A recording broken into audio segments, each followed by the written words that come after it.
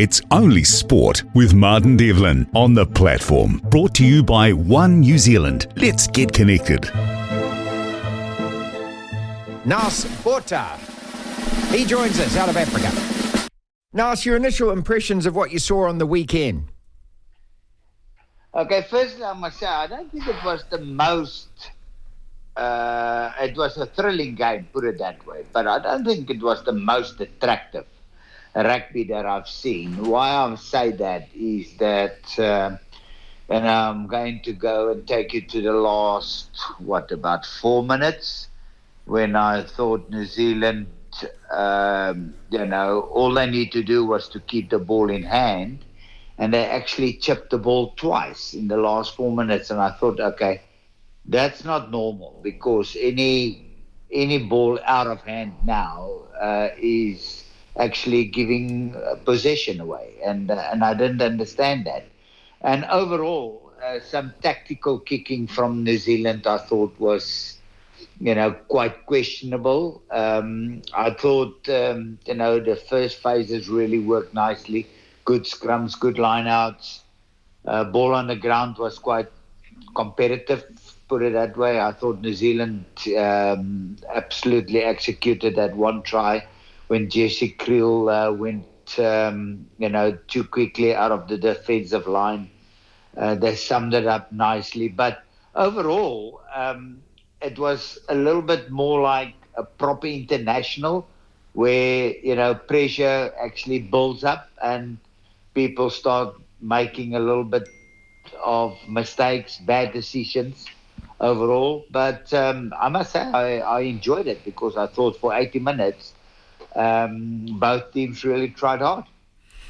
So it's just the quality or lack of in those last few minutes. And what you're saying, Naas, about the kicking really confuses us as well, because the All Blacks, we've seen that 3 times out of 6 tests this year, that our strategy in the last 10 minutes is really bemusing and confusing. Yeah, I think it's more, it's actually coming down to tactical kicking, if I can put it that way. The thing is, if you want to pin the Boks down inside their half, you can't kick the ball downfield in the middle of the field. You've got to stick it closer to the touch line. If it goes out, you say to the Boks, come, 80 minutes, come and try and score against us. But there's some kicks really that just absolutely went nowhere. And I still don't understand why the guys don't utilize the 50-22 option, because it's an absolute great option. But the thing is, you can actually put it down to, are they really used to being put under pressure on a weekly basis in your Super Rugby competition?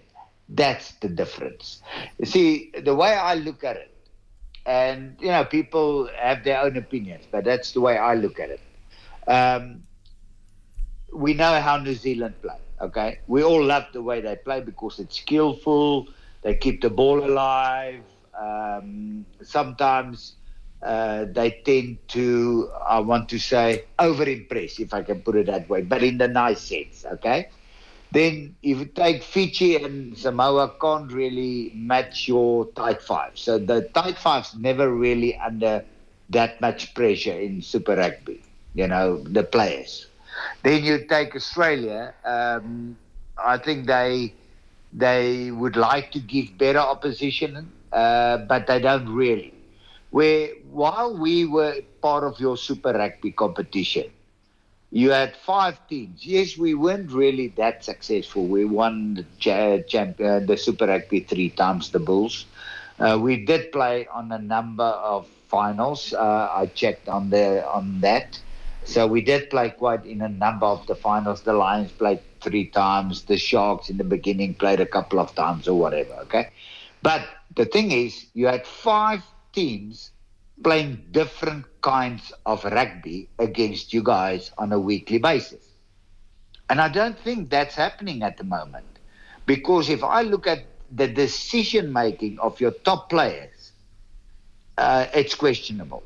That's definitely, and tactically, they just definitely not the Dan Carter, the Andrew Mertens. They definitely not there, and that's the thing they need to step up. If they want to really put the Boks under pressure on the weekend, they will have to tactically play a lot smarter.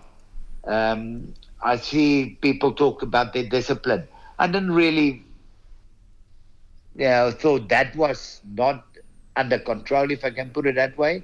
I thought first phases, yes, the Boks missed a couple of lineouts in the second half. Scrums, I thought, went very well both sides. So it's really, you need tactically to put the Boks under pressure, and is Mackenzie going to do that? I don't know. Naas Botha is with us, 1980 to 1992, 28 caps, and played for the World 15, 1986 and 1992, but 179 games for Northern Transvaal. Was here in 1981 with the Springboks. Look, it's you're raising points that are not only valid, but they're really concerning for the All Blacks, because, what we want to see is we want to see these guys who've had plenty of test match experience. We can't, we've got this smoke screen going on in this country, Naas, where we're constantly force-fed from the media and from New Zealand Rugby that this is a new team and it's got lots of new players. But when you look at the names have been there for a number of years now. So, this kind of thing of not being able to finish off a test match or getting tactics wrong or getting the kicking wrong, I mean, at this level, when you're wearing an All Black jersey, this shouldn't be happening. Absolutely. I totally agree. And the thing is, it's a way of trying to, I want to say, explain or find an excuse. We've got new faces. Yes, of course you've got new faces, but they played to get into the side, if I can put it that way. Now, if you take a guy of 26, I gather he started age about 6, 7 in New Zealand. In South Africa, they start about 5, 6, okay? You take a guy of 26. It's 21 years he's been playing rugby. Not at that level. That I absolutely agree on. But for 21 years, he's been playing rugby. Now, how inexperienced can you be if you play 21 years of rugby?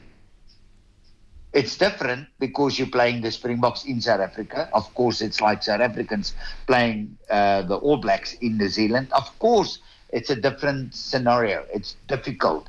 It's hard to beat them at home. You love to play against the All Blacks because you know it's going to be tough. But, I mean, how inexperienced can you be if you're 25, 26? You've at least been 20 years in rugby, okay? So, to make a poor decision or to throw a bad pass, you get taught at the age of 6 to catch and pass a ball. Now, suddenly, 20 years later, you don't do it correctly. Then, that's no excuses anymore. If you're good enough to be selected to play for the All Blacks, the Springboks, England, Wales, whatever, then we as supporters expect you to be at a different level. That's why you're in that side. And that's why I say it's the new face is the coach. Yes, it takes players sometimes a time to get used to a different voice. Absolutely agree. But a lot of those guys work with him while he was an absolute phenomenal coach for the Crusaders. So they know how he thinks, how he wants things to be done. Don't tell me he coached them to make mistakes. You make mistakes on the field because of two things. It's either pressure getting to you, or you just put yourself in a situation where there's two options and you take the wrong option. And that's coming down to the player, not to the coach or what the coach done through the week. That's down to the player. And that's why I love international rugby, because, see, in the old days it was slightly different. And let's be fair now. And that's why we don't compare. In the old days it was easy. All Blacks toured South Africa, where you had doubt about a player. So he could play during the week. Then he could show again, he show in the week he can play international test rugby. Then he gets selected for the Saturday. And that's how it works. Now we don't have that anymore. You don't have tours anymore. Let's be fair now. So now, any coach must take us, for argument's sake, the two of us, put us in a Springbok All Black game and actually say, hey, go and prove you can play at this level. So it's slightly different. It is definitely tougher, I think.